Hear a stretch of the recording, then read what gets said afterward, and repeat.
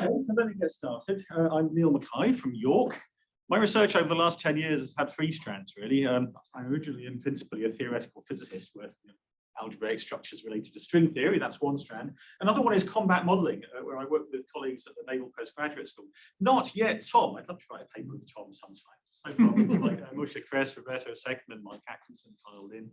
They're not so interested in history, however much I try. And the third strand of my work has been working with historians. We have a nice little group at York. There's me, there's Jamie Wood, who is also a theoretical physicist originally, turned systems biologist. And then we have two historians, Chris Price, who's an economic historian of the 20th century, especially the interwar period, Ian Horwood, who's a historian originally of the wars in Indochina. His thesis was on inter-service rivalry in Vietnam. They're at York's other university, York St. John. And it's a great little multidisciplinary collaboration. The reason it works, I think, is because Jamie and I are historians MacKay, really, and our responsibility to the historians is always to explain every model right back to 1 + 1 = 2, and then they can ask sensible questions. And of course, they're the questions we want them to ask, not just the sort of sophisticated stuff, but is that assumption really right? So we have lots of, it's a very sort of organic, embedded collaboration. We've produced quite a lot of papers over the last 10 years, and my plan is to just give you a flavor of a bunch of them. So I'm not going to be going into detail in the way that David and Tom have, even when I do talk about Lanchester. If you want to engage me in detail, please do talk to me over the next couple of days. The idea here is just to give people a flavor of the sort of stuff we'll be doing. Now we've just submitted, our book draft, and I thought I'd try and put the talk together around the theme of Captain Hindsight. Has anybody watched the South Park episode, Captain Hindsight? Show of hands. He's a superhero, a journalist who gets the superhero power of 20/20 hindsight. The great thing about hindsight is that once everybody's been told the right way to look at things in hindsight, they're suddenly relaxed and happy. They're no longer worried about the future. They just say, as long as they got a hindsight explanation, they're completely happy. We want to try and get away from that, but I fear I'm not even going to wound Captain Hindsight today. His superpowers are too great for me. We just submitted this book draft that's themed together as quantifying chance in military history, but it's thought of as very much about counterfactuals. And of course, the trouble is that history happened once. That's always the problem. Of course, it takes place in an envelope of possibilities which only when realized become the historical record. It's rather, for me, like the reduction of the wave function, Schrödinger equation, the same sort of thing. Counterfactual history, it has a really bad name. Michael Howard says, grown-up historians don't do counterfactuals. But then if history is not just to be a narrative of one damn thing after another, you read any history book and there are words, just all the words, which imply contingency, which implies things could have been differently, because otherwise they wouldn't be able to get their book published. So one needs to think about what might have happened. For me, a nice little article, I'll give citations in blue where pointer's not working. I'll give citations in blue where they turn up. Alan McGill has this nice little article in which he divides counterfactual history into restrained, a bit like old-fashioned science fiction. You take just one little thing and tweak it and think, what's the implication of that? As opposed to what he calls exuberant counterfactual history, which is, fantasy, science, fantasy, whatever, which is piling supposition on supposition, and that is why it has a bad name among historians. Among those with whom it has a good name, I like this quote from Neil Ferguson, my namesake, in his introductory essay to one of his books of counterfactuals. How exactly are we to distinguish probable unrealized alternatives from improbable ones? And he just stops there like Jesting Pilot, not waiting for an answer. We'll try and begin to answer that in a few little contexts. Loads of people have written about this stuff. I mean, we're a bunch of middle-aged white men in the room together. Here's some big old beardy Victorian ones, Lord Acton, E.H. Carr, Hal Fisher, all write about contingency in history. I might come back all the way to the Sage of Ecclefechan, Thomas Carlyle, writing about on heroes and the heroic in history.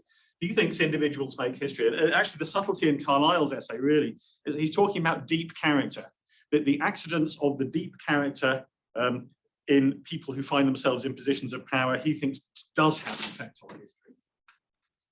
Of course, Tolstoy is somewhat conflicted. His view is individuals are not all that, they're not as important as they think they are. Why do I put Tolstoy in? Well, okay, well, just one last figure, John Buchan, the writer of Potboiler historical adventure novels, which I like. But Buchan gave a lecture in Oxford in the 20s called On the Causal and Casual in History, which is really good on this. It's not much cited, but he's a great writer, Buchan. If you've only ever read his Pot Boilers, then I suggest here's a book to read. His biography of Oliver Cromwell is the best piece of prose of sort of biographical history that I've ever read. It's absolutely superb, quite short. If you read his biography of Montrose, you have to be really interested in Scottish history first. Cromwell's nice and easy.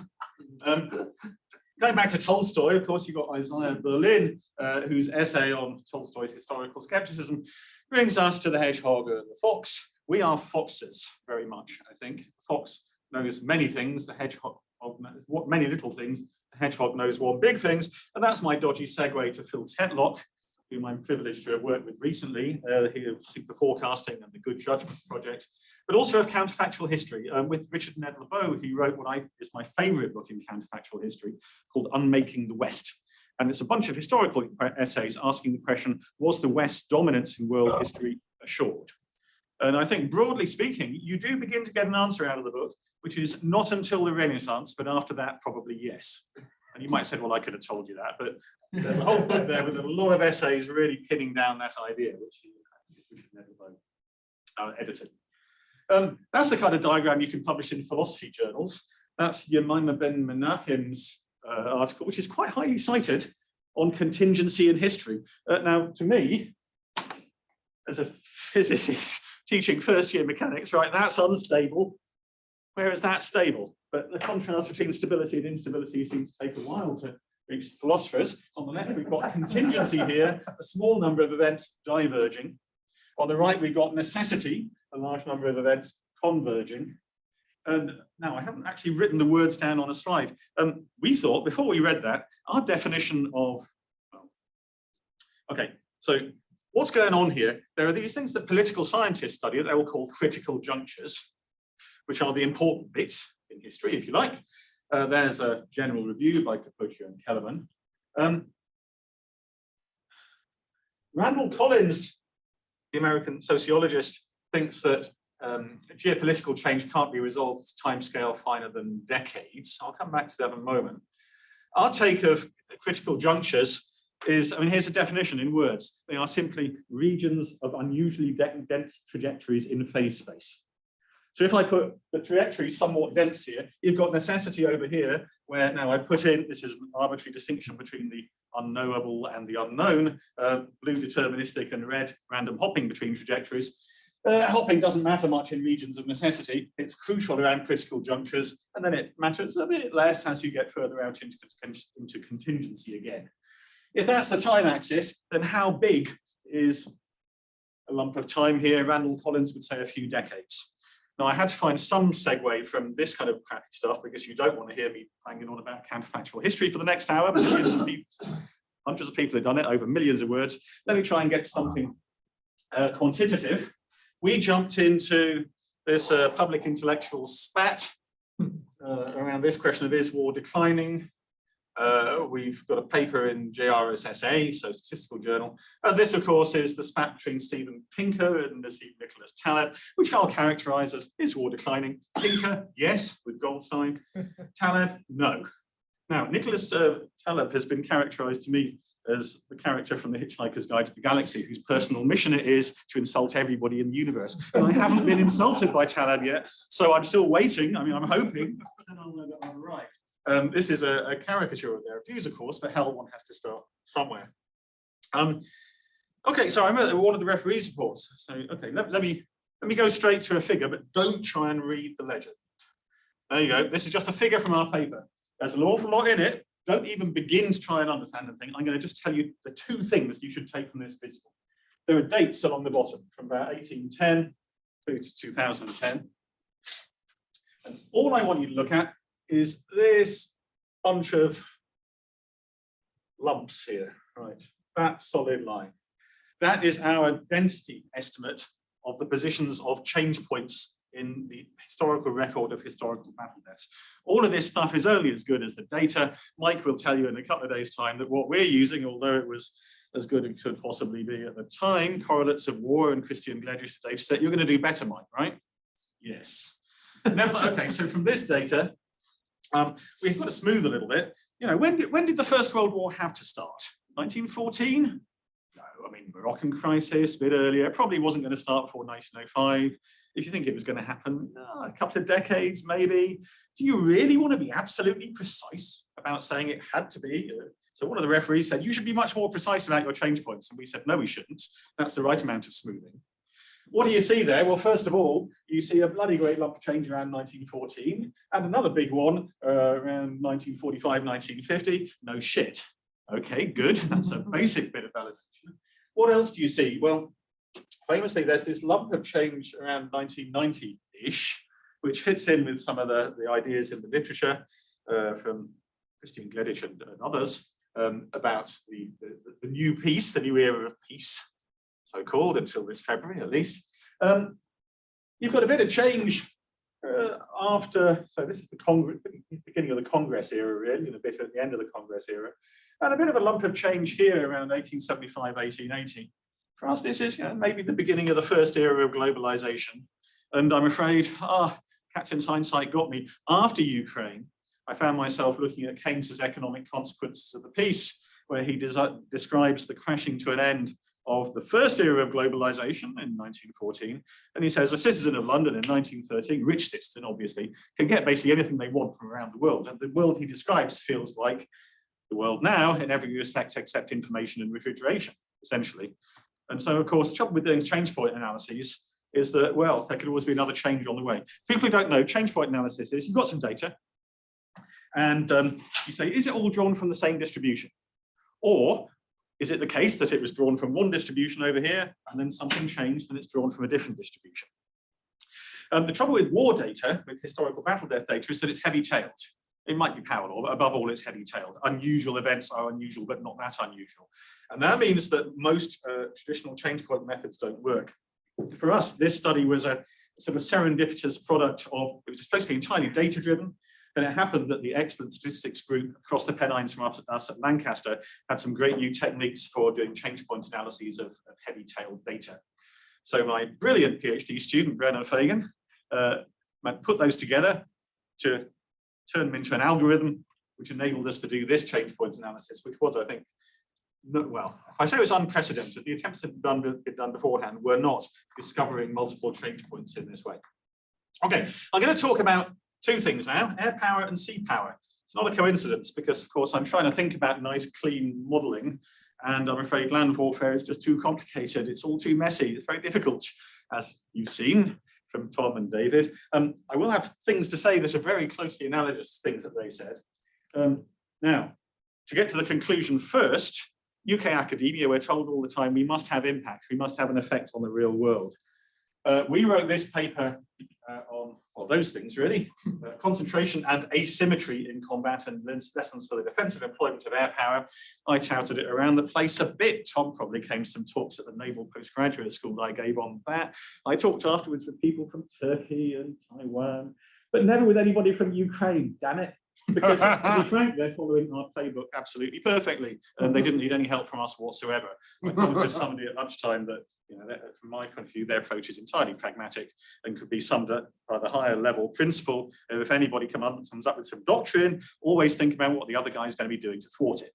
But anyway, let me try and take you through the story that leads us to this paper, which was, Air Power Review is the RAF journal, and that was published in 2014. If anybody can read the words there, you can see mentions of Manchester's square law there. I think we're dissing it, as you might imagine. This began with the paper that Tom likes, which was so a BSc student, Ian Johnson, came to me and said, could he do some stuff on Manchester? And I said, well, look, there's all this stuff on land warfare. It's all a bit messy. Can you find me data from an air campaign? We'll have a think about that. And he came up with the Battle of Britain data, which is great because every plane that crashed has been recorded. You've got about 112 days of data, good enough data to actually say something, and you can pin things down fairly well. On the RAF side, there's full sortie data. German side, there isn't. The records were destroyed, but the RAF made very good observations of German sorties. So you can work with those. This paper was in NRL, Naval Research Logistics, in 2008. Okay, so you've seen equations like this before. What shall I say about them? First of all, I'm absolutely going to be asymmetric. I'm not going to ask for the same exponents on the two sides. I see this absolutely not as positing some dodgy old piece of differential equations from a century ago. What it's doing, rather, is afterwards, with the data, just saying empirically, an engineer's question, are there scaling laws going on here? So to what extent do sorties tend to turn into losses of our own or opposing planes? Just going back to the sort of square law principle, bit of elementary calculus, if you divide, rearrange, and integrate, you get the analog of the square law. So for red against green here, capital R and G are force numbers, little r and g are effectiveness, and then I've got rho and gamma here, which are the analogs of 1 for the linear law and 2 for the square law. So rho, for example, for red is 1 plus the tendency of its increased numbers to cause losses to the opponent minus the tendency of its numbers to cause losses to itself. Okay, and my claim is that those capture the conditions of battle. Rather obviously, as in the linear and square laws, if your exponent is bigger than 1, then you should concentrate forces. If it's less than 1, actually, you should do the opposite and disperse. And as for the asymmetry, well, that was first captured by Deichmann in his model, which mixed linear and square laws in the 60s. But in the fact that you've got dividing by rho here and gamma there, you've got this extra difference between the two sides. And if rho is bigger than gamma, then green has what I might characterize generally as a defender's advantage. If you want to read the detail, go to Deichmann, but those are of dispersal, cover, concealment, parsimony, the ability to choose how you react, stuff like that. And again, connecting with things that both David and Tom said, divide one by the other. What have you done? You've lost time. But other than that, you've lost nothing at all. So where the square law, rho and gamma are 2, says that the casualty exchange ratio is proportional to the force ratio, that's precisely equivalent to the square law. So that statement that the force ratio is proportional to the casualty exchange ratio is the square law, but minus any measure of how fast or slow the battle is going.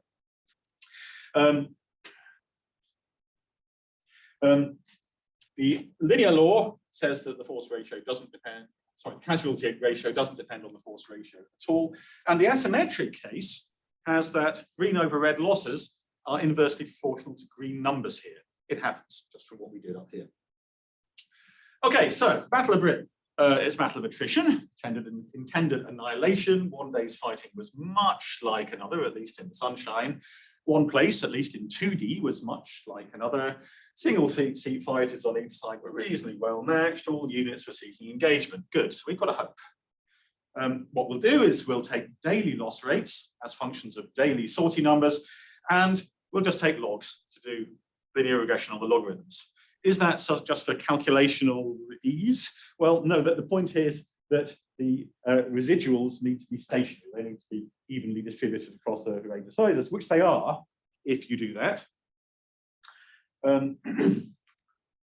Let's look at let's eyeball some plots straight away.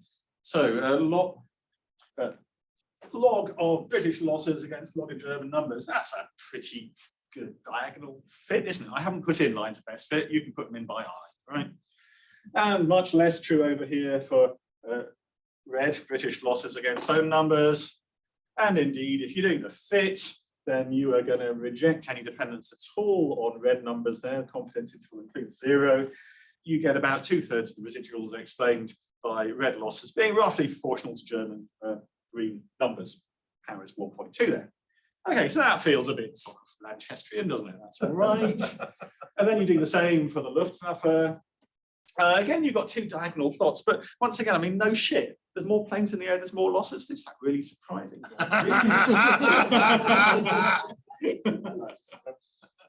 You could fit lines up those. It's actually slightly better there than here, which is really surprising because these are estimates of German sortie numbers, whereas they are precise RAF sortie numbers.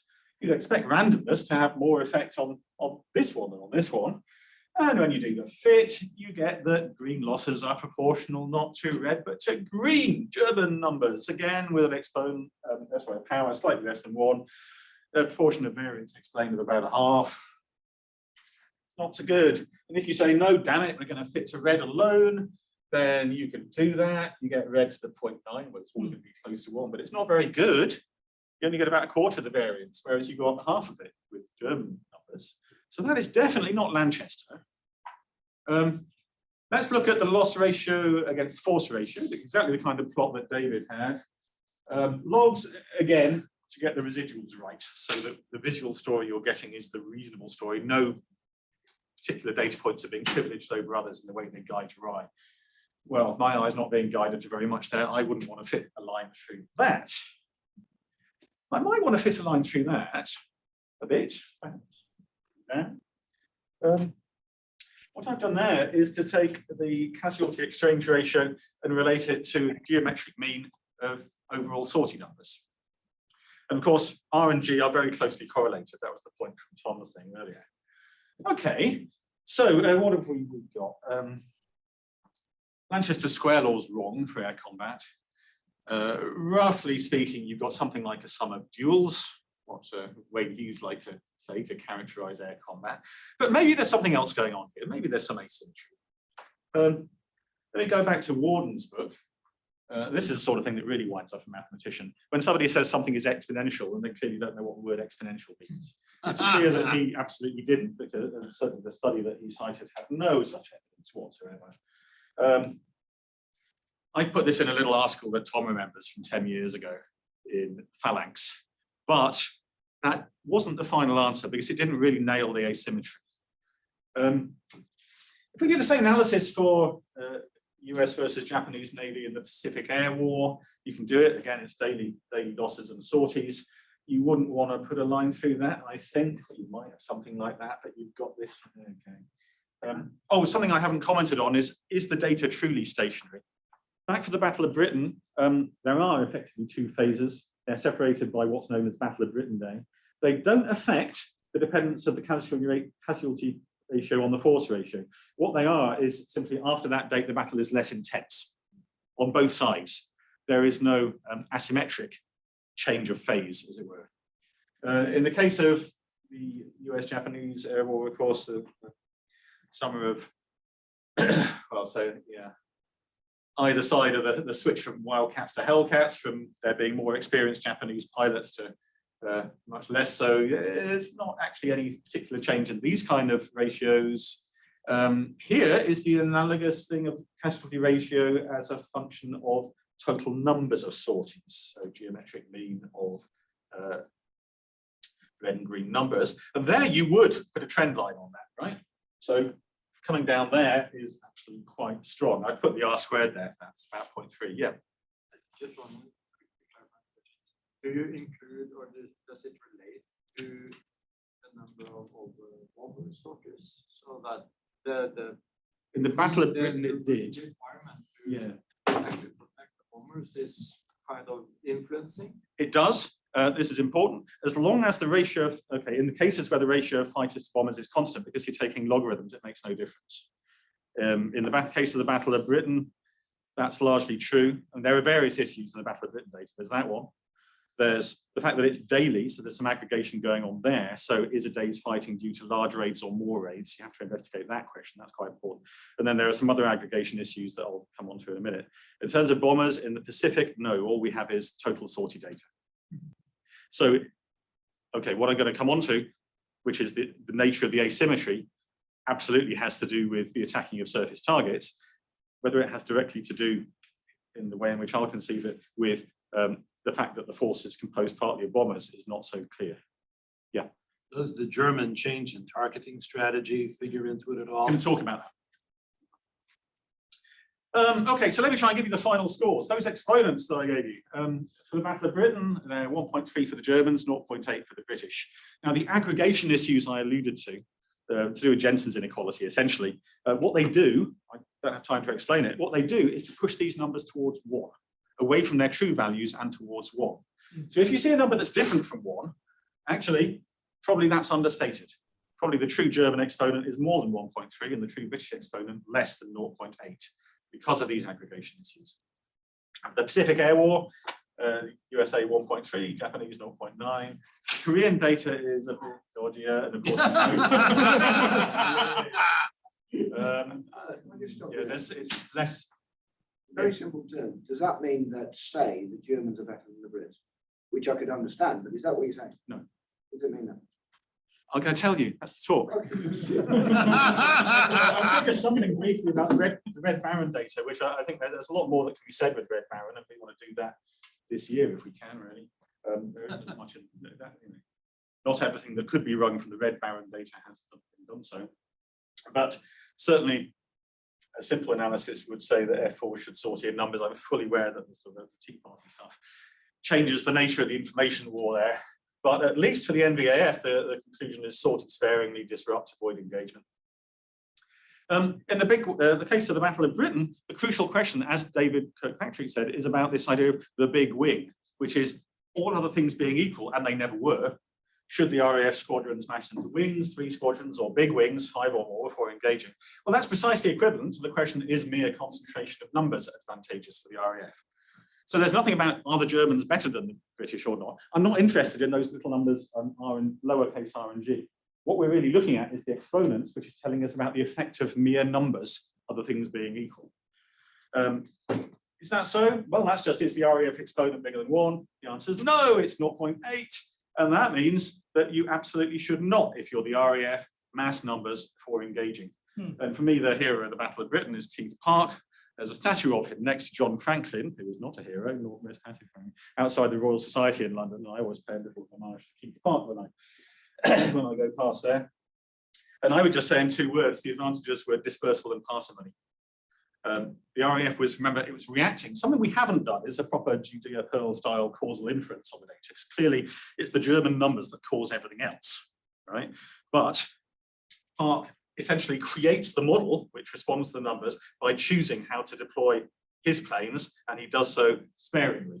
I think there's a quote I like that says that it's better to have just 1 squadron of our planes above the enemy than a wing massing and trying to rise up to meet them. For me, the history is more interesting, and this particular problem of the Battle of Britain is very nice, because you've got Manchester in 1913 writing, and then 28 years later, you've got an organization that happens to be in the same country that's got to fight the first attritional air battle. And in between, you have to invent an organization, the RAF, invent its traditions, give it all of its organizational culture, 20 years of staff college lectures, and work out what exactly comes out at the end of that. How does Lanchester get mashed up as it finally reaches 1940? Not in the sort of smoking gun sense that there isn't OR at that stage. There's nobody saying, oh, here are the equations, do this. But there's an awful lot of culture being developed. This paper, which is a straight narrative history paper in the journal History, is exactly this, what it says on the tin, all right? So I won't try and explain the development of the ideas, and I think maybe the simplest historical hook on which to hang it is Trevor Roper's idea of the invention of tradition.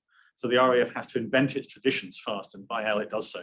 And some of them are right, but most of them are wrong in their conceptions. And then we've got the standard story of the sacking of Downing Park and all the rest of it. Yeah, I don't quite know how to give history talks. Historians, when they do them, they read out scripts usually. I don't want to read out the script of that paper. I just want to say, if you're interested in that question, the organization and the playing out of the proto-OR through the organization, then read that paper. For me, the asymmetry in air combat here as well. There's the starting hypothesis of Wayne's that air combat is a set of duels. There's a lot of randomness. It's linear law. I would say yes, absolutely. To the extent to which it departs from that, it doesn't obey the square law, air combat. But there is something going on. And okay, it's a bit simplistic to try and put numbers on it, but from the proportions of variance explained, it's not too far off to say something like that air combat is 80% linear law, 20% asymmetric, and we can discuss as long as you like the nature of the asymmetry. It's clearly to something, it's an asymmetry as between the attacker and defender of surface targets. It's an information asymmetry. It's a ground control and every time from 1965 onwards, a surface to air defense asymmetry. There's all sorts of things going on. And I would certainly say there might be some Lanchestrian, a little Lanchestrian advantage numbers and concentration for the attacker of surface targets. There's none for the defender. Our conclusion is the defender needs to disperse, disrupt, be sparing, parsimonious, make minimal fleeting attacks, utilize information asymmetry, and work with ground-based air defense. That's what that 2014 paper says. And as I say, I have no evidence at all that anybody in Ukraine ever felt the need to read it. They seem to have managed perfectly well on their own. Okay, so next thing to talk about is the next thing we did with Battle of Britain data recently, which was originally, I think, from his very first encounter with the paper, from a suggestion by Tom Lucas. You remember the context? I do, yeah. So this was in the Journal of Military History last year. I'll tell you what bootstrapping is. Now, whenever a mathematician attempts an explanation, the danger is the explanation is good for those people who already understand it and no good whatsoever for the people who don't. So for the people who do understand it, like Tom and others, this is going to be a terribly noddy-ish basic explanation. Right, okay, suppose you've got an urn with 100 balls, 60 are blue, 40 are red. Suppose I take out the balls 100 times without putting them back. I'm going to get 60 blue balls and 40 red balls, fine. Suppose instead I take one out, record its color and put it back and do that 100 times. What I've just done is simply 100 times to pick blue with probability 3/5 and red with probability 2/5. I will get myself something like a bell curve. Of course, it's not a normal distribution that goes out to infinity. It's between 0 and 100, but it looks pretty much like a bell curve, says de Moivre Laplace. Okay, and that gives you a very cheap way. Suppose you think, okay, the balls in that urn are not the way things had to be. They were drawn from some underlying distribution. Well, what you've just done, using that method, resampling with replacement, the bootstrap, enables you to estimate, for example, the width of that bell curve. Now, of course, you can do statistics 101 to do that from a sample, but this way, you're just using computer power to do the same thing. Okay, resampling with replacement. It's model free.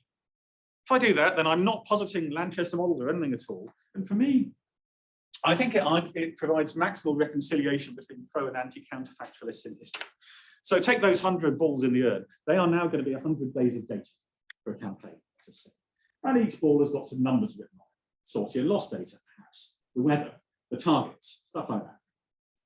In the case of the Battle of Britain, it is pretty much, it's 112 days. So, okay, if you simply do simple bootstrap on the Battle of Britain, then what you'll do is to refight the Battle of Britain many times, 100,000 times. And what you've done is to use nothing but things that actually happened. So to somebody who doesn't like counterfactual history, you can say we have no models, no simulation, nothing at all. We are just using data for days fighting as they actually happened. And our position is simply that those 100 are typical of the possible days fighting, and that they are 100 days drawn from some hypothetical underlying distribution of the way days fighting might have gone. And from that, you'll get a bell curve of whatever summary statistic you're interested in. So what it does is to enable you to do some counterfactuals. We're going to do weighted bootstrapping, which I was quite surprised to discover. I think we were the first people to do something like this, certainly to use weighted bootstrapping for history, but also to do weighted bootstrapping for anything other than, well, there's a paper by Little and Badawi about contemporaneous with ours, so Little at MIT, Badawi, on using it to account for potential confounding variables, just reweighting to sort out confounding problems. But from our point of view, we reweight the data according to underlying features. So suppose in a campaign of 100 days, right, you have some summary statistics that amounted to blue 160 and red 140. But what actually happened was that red used bad tactics for 80 days and then realized that it got something wrong and changed its tactics for the last 20 days.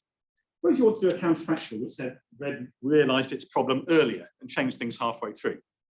So all you need to do is to reweight the probabilities with which you take out first 80 days and last 20 days of data. For the last 20, I will now multiply the probability of taking that out by 5/2, and first 80, I'll multiply it by 5/8. And what I will then do is to fight a different battle, still using only the real data, but in which the tactics of red were in the first form for 50 days and the second form for the last 50 days. So in the case of the Battle of Britain, as I say, my little ball has sortie and loss data written on it. Our summary statistic is RAF monoplane fighter pilots available. And one criticism, what about the Germans? You know, they're doing badly in this battle as well. What does victory in the Battle of Britain mean? For us, it simply means, do the Germans choose to trigger a naval invasion of Britain? And that means, feeling they've got air superiority, And in the end, for the RAF, the worst that could happen is the RAF preserves its remaining fighter pilots by gradually withdrawing from airfields close to the coast and moving away, and creates in the Germans a perception that the RAF has less planes left, even if it's not true, and then the Germans choose to invade. So we thought, after considering lots of things, the number on the ball needs to be RAF pilots lost on that day. And it's got a number of other features. It's got whether the Germans are targeting airfields or London or shipping in the Channel. We can look at weather. Weather's a complicated story. Doesn't really work for weather. Weather is a sort of a lesson in the dangers of pushing this idea too far in the paper. But if you do that, then, well, we think it provides a nice method for exploring restrained counterfactual history. I mentioned Little and Badawi. Simply, I put that up simply because it's the other paper contemporary with ours, which was thinking about these ideas. And what we're going to do is we're going to measure the effects of a counterfactual in multiples of the standard deviation. So originally, I was going to put up one of the results slides from the paper on the next slide. But I thought I'd do something much simpler. So this is for the non-statistical people. That's just a bell curve, right? So along the bottom, suppose you've got the number of British pilots remaining. And suppose, okay, you're a historian who comes into the room and says the Battle of Britain was won on a narrow margin, a coin toss. You think that it was only a 50% chance that the British won. Suppose you. Then you think that that is the threshold for British victory. Now, if I do a counterfactual, which has much better German something, and I shift the whole curve to the left, then suddenly, with your implicit view, historian, about what the victory threshold is, you say now the British almost certainly lose. All of that probability mass is over to the left, and their chance of winning is 0.3% or something. If instead you are a historian who says, actually, there was never any narrow margin, the British were always going to win, they won by miles, look at the production, look at everything coming through, you think the victory threshold was somewhere over here. In other words, in reality, most of the probability mass was on the side of a British victory. I don't know, let's see. So suppose you think that the probability that the British would lose was 10%. And then I do something counterfactual, which shifts all of that mass over to the left. And then the probability of the British, what did I say, losing might become 99% or something. So it's a little bit like a kind of Bayesian principle. It's not formally Bayesian, but I take the historian's prior, and then I use the counterfactual to shift it by a number of standard deviations, and I get the historian's posterior based on the counterfactual, but using nothing but the real data. And for us, well, going back to assuming people know a bit about the Battle of Britain, it's often said that it was a mistake of the Germans to attack London. It sort of was, because their fighters could only spend 10 minutes in the air over London. On the other hand, you know, if you're Goering, if you're Germans, you're thinking, we've got to start shooting down British fighters. We need to bring them up. What is the target they've got to defend? We want to see them. Okay, you know, every day you see the last 50 British fighters again and again, but they're there for that gives you two sigma, I'll call it. What, in the end, I'll call counterfactual Goering has a clear conception of the necessity of defeating fighter command. It doesn't seem to me that strategically all that complicated, because they were very, very uncertain about what they were trying to do, the Germans, in the Battle of Britain. Suppose you say, right, okay, I know we've got to defeat fighter command. We're not going to mess around with the Channel. We're not going to mess around with other cities and stuff. We are going to target airfields or London. That gives you 3 standard deviations. Suppose you're counterfactual Hitler. You have a clear early conception before you've defeated France that you're going to have to beat Britain militarily. And that's way away from Hitler's conception of what's going on in the war. It's way away in the military conception. Think of it as sort of facing each other across the North Sea. You've got to pivot to facing across the Channel. You've got to defeat the rest of France first. After Dunkirk, you've still got Calais. You've got to absolutely still defeat France. You've got to prepare the Channel littoral air bases for use. But suppose you do see the absolute necessity of defeating France and Britain militarily right from the outset. And so you start the Battle of Britain a month earlier.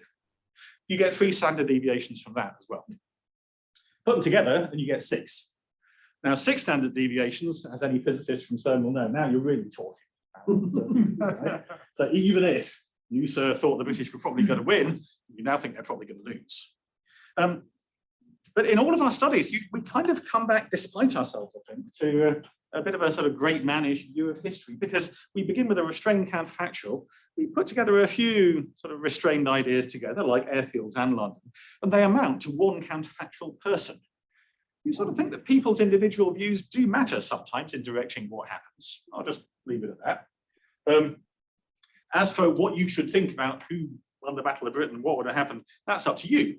It's up to the two of you to decide whether or not those really were your views. And then you can quantify them, check it out. Okay, for a second, flavour of stuff we've done, let me talk about sea power.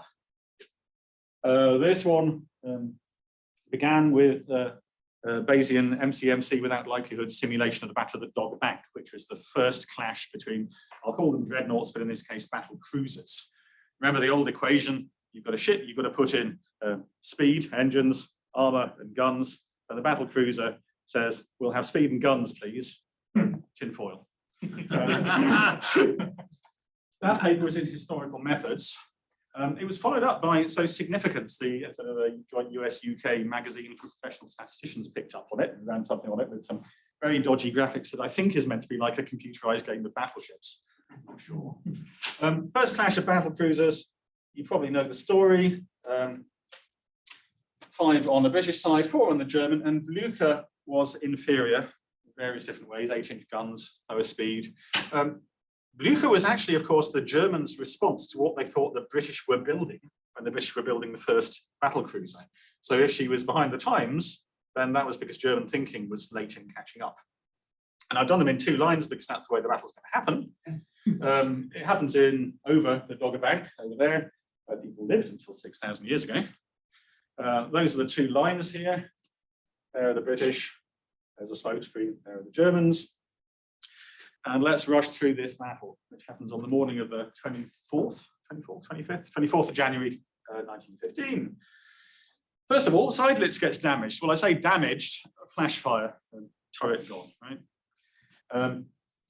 10:18, the British ship Lion gets hit, badly hit, ends up having to haul out a line. You probably know the military history story. Beatty, dodgy, unstable dynamic, terrible signals officer Ralph Seymour, who screws everything up repeatedly. They hoist a signal, engage the enemy's rear, which Beatty intends to mean essentially chase the whole of the German fleet, but because they've left up an old signal course northeast, is taken in that combination to mean engage the enemy's rear at course northeast, which means engage Blücher, and it's a whole terrible mess.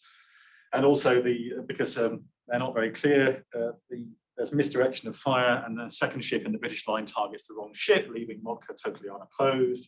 It's a total. Nevertheless, it's a great victory over the beastly Hun.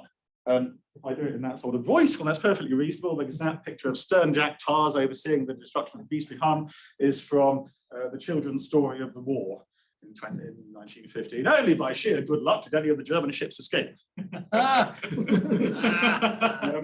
Reginald Aylmer ran Furley Plunkett Early Earl Drax, who goes to show that in the English aristocracy you don't need a title, you just need enough names. Who was Beatty's intellectual. Yeah, okay. We can talk about Drax's papers. Drax's to me. Tiger misdirected fire. But for Tiger's misdirection of fire, we should certainly have sunk the greater part of the enemy's squadron, confidently says Drax. Now, there's trouble over this side of the pond as well. In Pusney, you've got papers, a plea for the battle cruiser. The battle cruiser is mistress of the ocean. The arrival of the battle cruiser. Battle cruisers are wonderful as a result of Dogger Bank. Okay, so we're going to have a bash at this using what's called approximate Bayesian computation, which the statisticians will know well. This is where it's going to be really simplistic, and Tom, you'll shield your eyes as I do my full explanation here. From Tavaret and Co. 20 years ago now. Okay, you've got a model. It's a black box there, or a box. There are some parameters, and it's got some randomness in it, so it sprays out some outcomes. There we go. We're challenging it with some real data now. Let's make these black dots what actually happened. Okay, it seems to be doing pretty well. The parameters and it's a bit jumpy, isn't it? The parameters of the model are doing fine. That's fine. Okay. Right, okay. That was fine up to there. But suppose instead the true outcomes are rather different. You don't believe it anymore, right? But you know what to do. You just adjust the parameters a bit. If you believe in your model, and that will work pretty well, I think, for testing the operational envelope of weapons or for refining drug use or whatever. Trouble is, of course, with history, it's usually not like that. There's one outcome in history, and if it's there, you're fine.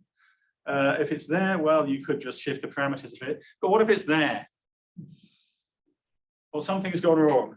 Either the model is wrong, or the parameters are very wrong, or something improbable has happened.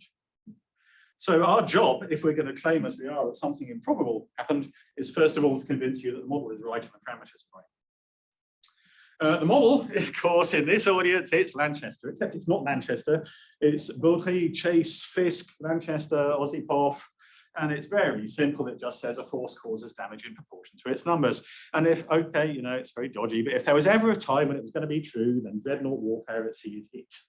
Because if you fire at one ship, you're not going to hit somebody else if you miss, above all. And okay, Pache, what David said, actually admirals did like this. Chase and Fisk were in the Navy. Jellicoe wrote to Lanchester in 1916, your N-squared law has become quite famous in the Grand Fleet.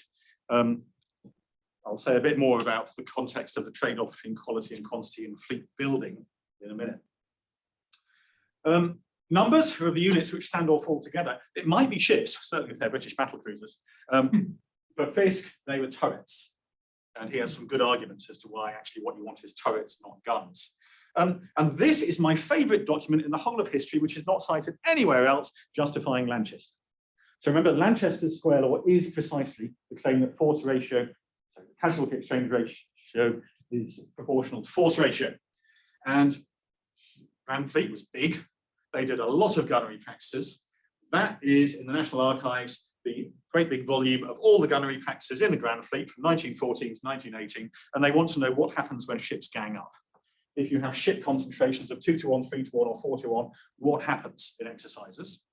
And they want to know what is the effective force multiplier? What should we use as a measure of how good it is to have 4 ships attacking 1? And of course, you expect some confusion in spotting. There was one of the navies, can't remember which one it was, that used to use different coloured smoke. Japan. That was the Japanese. Japanese, right. Sensible chaps, the Japanese. Right, so in fact, the conclusion of this exercise is 2-to-1 is just fine. And for 3 and 4-to-1, we'll use half of the extra. So actually the effective force ratio is 2.5-to-1 or 3-to-1. And that, as I say, is amply, well, first of all, it is equivalent to Lanchester, and it is amply sufficient to give you most of the Lanchesterian effect. I don't know of a single better document that actually shows Lanchester in action than that one. It's not, never been cited, I don't think. Well, it's cited in our paper. That's more than good enough. Okay, so the parameters are deduced from Doggerbank and Jutland taken together. Jutland is later, is that okay? Well, it is, unless they change greatly between Doggerbank and Jutland. Then anybody who's thinking history is thinking, yeah. Well, I have shown you sidelets. Shells, ships, guns, armor, gunnery practice, not a lot of difference on the British side, but flash fire, bad propellant handling procedures. On the German side, big changes happened because of sidelets, although the German propellant was always less volatile than the British propellant. On the British side, they probably didn't. And that is the point where historically we absolutely have to justify that. It's quite a tricky one. Nicholas Lambert has this nice paper, Our Bloody Ships or Our Bloody System, on the British battle cruisers. Captain of Lion said, they're always contradicting themselves. But I suppose it's because they're tensioning things that are irreconcilable. A mistake was made in firing too slowly. Rapid fire will be employed, which must be rapid fire. The battle cruisers were all out for rapidity of fire. They never practiced, really. Beatty had them at Rosyth, where there isn't space to practice, and no bloody effort to get them to practice until shortly before Jutland, when on Jellicoe's orders, they were detached squadron by squadron to go up to Scapa and learn how to shoot their guns. Shoot as opposed to fire. But he does say plunging fire is a great danger, and be a bit careful about your flash discipline. There's an Admiralty memorandum just after Doggerbank, which does urge better flash discipline. It wasn't acted upon. That point is crucial. Sorry, that I didn't say that, as Nick Lambert makes the point, but it was not acted upon. There's absolutely nothing in the lessons learned. If you go to the lessons learned in the archive, I mean, okay, I'm going to do the accent again. German shell for incendiary effect and damage to personnel are far inferior to ours. Their only good quality, negligible good quality, is in armor penetration and damage to material. So I leave you to complete the sentence.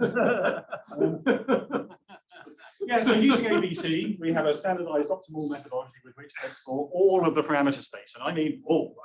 So the point about ABC is you've got this simple model, but you're going to use billions of simulations to explore every possibility properly. And to cut that story short, what we get out of it is the posterior distributions of hits on British ships like this, with the black lump is what actually happened. Hits on German ships like this. Turrets lost like that. And you notice the Germans got unlucky with sidelets. We can definitely say the Germans were unlucky. British somewhere in the middle of their distribution.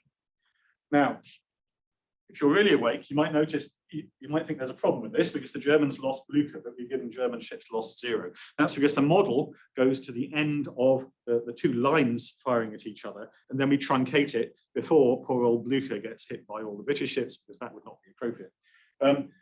So you can see that actually what happened to the Germans, the British thought that they had lost a great victory by concentrating on Blucher. Actually, they'd won the only victory that it was possible for them to get, sinking poor old Blucher. If they had carried on, the chance that they would, as they did, only have lost, had a 38%-ish chance of not losing any ships, they would probably have lost ships. At its simplest, this is saying the bleeding obvious. It's saying, well, they lost 3 battle cruisers at Jutland, not much change between Dogger Bank and Jutland, so they should have lost battle cruisers at Dogger Bank. And okay, there were junior people who saw that there was trouble there. We ferreted out this journal entry by Henry Blagrove, who was a lieutenant at the time, later rear admiral, said we were marvellously lucky to escape as we did, as their shooting was damn good. I'm surprised he was allowed to say that. There were clearly other things he wasn't allowed to say that were blacked out. Yeah. Essentially, the British got lucky. They lost 3 battle cruisers at Jutland. They were lucky not to lose ships at Dogger Bank, and they would almost certainly have done so had the action not been truncated. Once again, we then wrote a history paper, which is, again, what it says, a Lanchestrian reappraisal of the Battle of Jutland. And this is where I think I have to disagree a bit with David Kirkpatrick. You can go to the archives and look at the British shipbuilding decisions all the way from 1904 through to, through the war. And there's a crucial committee around 1907 where Fisher is urging, as always, the best possible ship. And the committee, which has Jellicoe on it, says, no, actually, we need guns on the sea right now. We don't want to attempt to build the super dreadnought before its time, effectively. They're saying, we will go for a slightly weaker former ship, but one that puts 13.5-inch guns on the sea, because we must have a preponderance of guns. They are building a Lanchestrian fleet for Lanchestrian, Fiskian, Chasian advantage. And so what this does, as well as analysis of the battle, with some numbers for the battle, it looks at the fleet building decisions which led up to Jutland and what Jellicoe had to do in order to wield the fleet in the right way to win a battle. At its simplest, okay, Lanchester gives you the calculus, what's the geometry? Of course, you might think, crossing the T. There's other stuff going on as well. Jellicoe, I love him because he's a total fox. Right? He is a very careful player of the odds, the advantages. One little quote I remember is he says, I will not get drawn into a battle deep in the dirt German bite late in the day, because what will happen then is that they will be able to rescue their wounded ships. We won't be able to rescue ours. If that happens, I shall turn away. And he knows it's not going to be popular, is it? But anyway, so that's same journal history. The story of our Lanchestrian telling of the Battle of Jutland, which is to say a telling of the Battle of Jutland in the context of 10 years of tactical thinking and 10 years of shipbuilding before the First World War, which hadn't been done before. I don't have time to go through everything in Jutland. I'm going to make some snap judgments on personalities. Beatty's unstable dynamic creates great variation in outcome. You might say, how do you know it only happened once? Well, once we've done this stuff, we can do a number of things. We play warn games. We do public outreach events in rooms at least 4 times the size of this, with lots of little ships on the floor for the whole of the North Sea, and we play the damn thing out over 3 hours. Ships, and we keep it entertaining. Actually, it's quite fun. We have lots of little icons on the screen with different stories about the battle, and whenever there's a dull bit where somebody's going 3, 5 with a dice, somebody else goes to the front and tells them the story. We've done that a few times. The only really weird counterfactual one was when Chris Price played a calm, sensible, stable BT. That was really weird. One of the villains of the piece in Andrew Gordon's book, Evan Thomas, we think played a blinder. That's one for coffee. Jellicoe, like him, he's a fox like me, played the odds, he got them right, gained his strategic victory, at the expense of, you might say, tactical defeat. Well, famously, as always, Churchill with the good quote, Jellicoe was the only person on either side who could lose the war in an afternoon.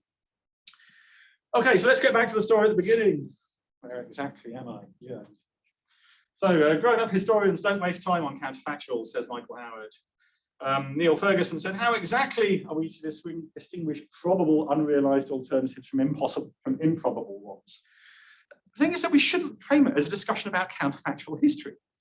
If one, you've got two things that could happen, and I don't know, one had 80% chance, one 20%, whichever one happened, we're just asking about those two probabilities. We're not asking about what's factual and what's counterfactual. The complement of that question is just as good. How are we to distinguish probable real events from improbable ones? Before stuff happened, before you've got all the post hoc ergo propter hoc fallacies going on, that's an equivalent question, right? And okay, this is a slightly purple sentence from Chris, I think, in one of the papers, but I like it. So I'm even going to try to read it out. The course of history is complex, contingent, and develops within an envelope of probabilities surrounding the historical narrative. Sure. To avoid causation, and then this is not Chris's sentence. To avoid causation fallacies, hindsight fallacies, post hoc fallacies, the mindset required by the good historian is actually the historian who restores to historical actors their own contingency, their own agency, is exactly that of Bayesian probability. But you've got to understand their prior estimates of chances, how those changed as events unfolded. Okay, that story might not be so interesting in Beatty's mind, but in Jellicoe's it is, and how they compare with real probabilities, not just with realized events. I thought I'd give you a list of, actually I'll just go straight through, a list of stuff we're working on at the moment. If there's anything you're interested in, then come and talk to us about it. I've got a paper out with Phil Tetlock on wisdom of crowds, but that's very statistical.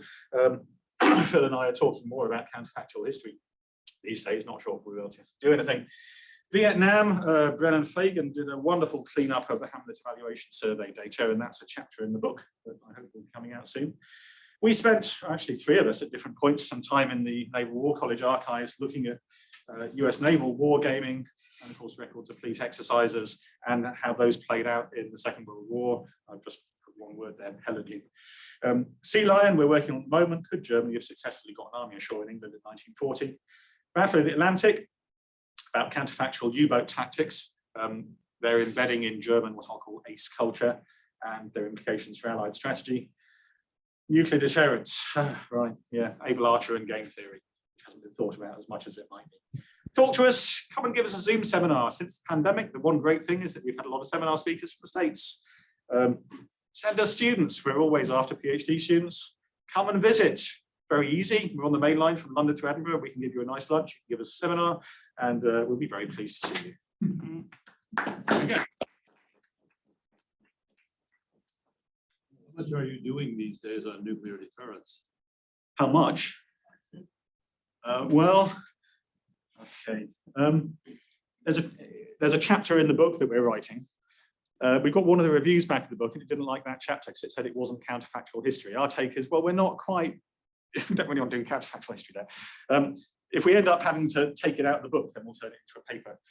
If you know anything about classification of 2x2, well, there's various things. Classification of 2x2 games. It's almost like you're moving on a chessboard, prisoner's dilemma, a symmetric dilemma, stag hunt. And there's a question of what do you think the other guy's playing? And there's a class called Bayesian games, games with incomplete information, which actually, you get a bit lost in the numbers there. And we have a slightly different way of doing things, which essentially says that if you're playing a two-person game, if you think the other guy is likely to preemptively strike first, then you will choose to strike yourself. And if you have an arbitrary probability for what you think the other guy is about to do, then in terms of the parameters in the game, we can work out when it might be rational for you to strike yourself. And we're playing around with essentially an invented dynamical sort of, okay, not quite a sequential game, but a dynamical game which plays out the story of nuclear deterrence through the Cold War. But you're still talking all or nothing deployment of weapons. That's complicated. I read Ellsberg. God help us. Yes. What do we do if somebody uses one? I think we can all talk about, and we know who somebody is, and we can all talk about that. And I really hope that everybody above my pay grade and classification level has been worked out what the right thing to do is. That is. I wouldn't You've count. got to get into Putin's mind and the mind of Patrushev above all. And I mean, as I told a few people before the war started, so my daughter thinks I'm totally crap at this stuff now because she's studying politics. She said, "Do I think Russia will invade Ukraine?" And I said, "No, for these reasons. The reasons were all right." And they invaded it. So what do I know about what we'll do with this tactical nukes? Sasha.